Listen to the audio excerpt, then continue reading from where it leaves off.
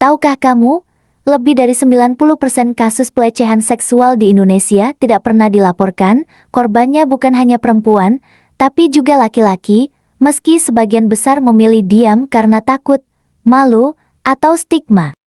Provinsi dengan kasus pelecehan tertinggi, Aceh, disusul Jawa Barat dan Jawa Timur, sementara secara global, Indonesia masih menghadapi tantangan besar dalam perlindungan korban. Ini bukan cuma angka, ini kenyataan yang butuh keberanian untuk diubah.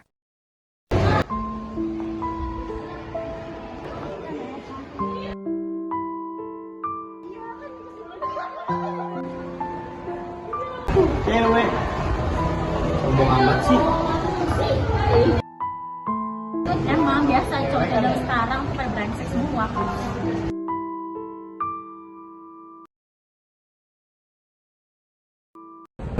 Pelecehan seksual adalah segala bentuk perilaku bernuansa seksual yang tidak diinginkan oleh pihak yang menjadi sasaran dan dapat membuatnya tidak nyaman, terhina, terintimidasi, atau bahkan takut. Pelecehan seksual bisa terjadi secara fisik, verbal, non-verbal, atau bahkan di media digital. Cuma saya juga nggak bisa terlalu ungkapin karena aku takut juga aku yang disalahkan. Yang pertama adalah penghakiman. Masyarakat terhadap dirinya. Keluarga, bahkan orang-orang terdekat. Perempuan korban kekerasan seksual, ketika dia berani melaporkan, sebenarnya dia sudah mengalahkan seluruh ketakutannya. Sehingga ketika tidak didukung, apa yang dia sampaikan itu tidak diterima sebagai sebuah kebenaran, itu seperti menjatuhkan dia ke titik yang dimana dia benar-benar hancur ya. Mungkin dalam satu hal ada satu kelainan yang dimiliki oleh pelaku atau disebut dengan kelainan seks.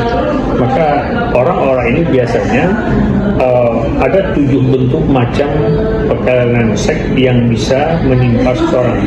Pertama adalah bisa melakukan onani, mengintip, memegang atau menyentuh atau persek dan sebagainya. Ini salah satu bentuk orang-orang yang bisa dikenakan sanksi hukuman apabila perbuatannya itu adalah yang sesungguhnya tidak patut dilakukan, tetapi dilakukan secara normal. Orang-orang ini biasanya adalah bisa saja orang yang dikatakan sebagai pelaku persek ataupun kelainan seks. Jangan sampai ada yang ya.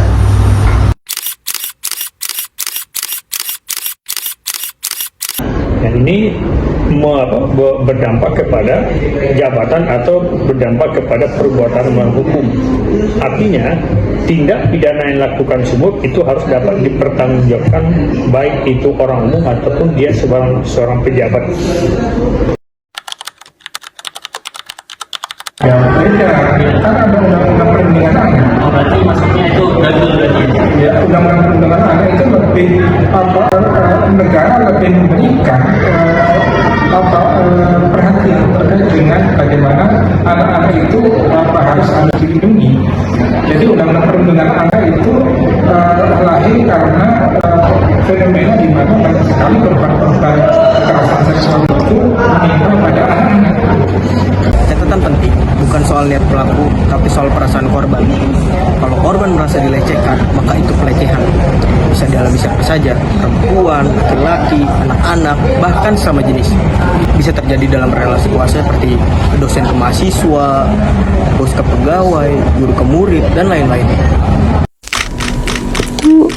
Ini kok nggak enak banget tengoknya.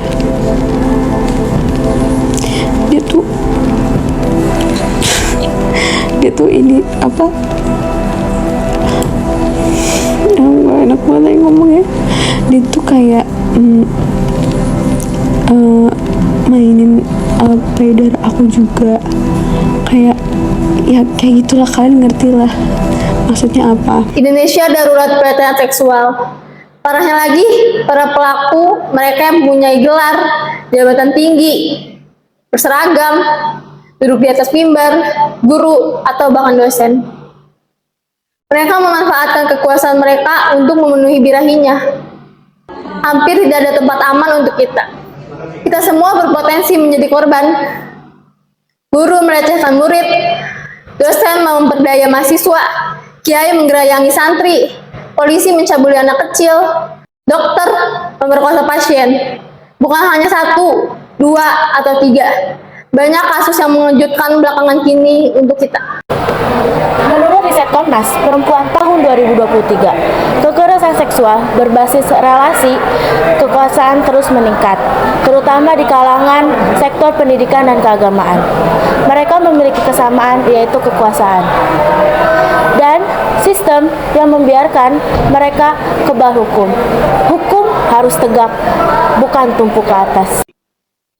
Kriminologi Dr. David Garland menekankan bahwasannya kekerasan yang dilakukan dengan penyalahgunaan kekuasaan adalah bentuk kejahatan moral ganda. Pelaku tak hanya melukai korban, tapi juga mengkhianati posisi kepercayaan. Maka hukum harus lebih berat, bukan lebih lunak. Fakta mengerikan, kekerasan seksual terjadi paling besar di perguruan tinggi. Mengutip di tahun 2024, sebanyak 1.221 kasus yang terjadi. Menurut hasil survei yang dilakukan oleh Kemendikbudristek atau Kementerian Pendidikan, Kebudayaan, Riset, dan Teknologi, sebagian besar kekerasan seksual terjadi di perguruan tinggi. Ada 65 kasus kekerasan seksual di perguruan tinggi pada Juli 2023. Menurut data survei kementerian, kasus pelecehan seksual atau kekerasan seksual predisposition diawali dari pelaku mengambil video atau foto korban tanpa izin. Masih banyak kasus kekerasan seksual lainnya terjadi di lingkungan pendidikan dan komunitas. Ini menjadi pertanyaan besar bagi kita semua. Kenapa sangat sulit untuk meringkus pelaku kekerasan seksual? Apa karena mayoritas pelaku mempunyai jabatan khusus di kampus? Atau kampus ingin menjaga nama baiknya sehingga nama baik pelaku juga dijaga? Ingatlah, diam bukan solusi. Suaramu adalah kekuatanmu. Jika kamu mengalami pelecehan seksual, kamu tidak sendiri. Banyak orang dan lembaga yang siap mendukungmu. Beranilah untuk bicara. Saat kamu bersuara, kamu tidak hanya menyelamatkan dirimu, tapi juga memberi keberanian kepada yang lain. Bersama, kita bisa hentikan pelecehan.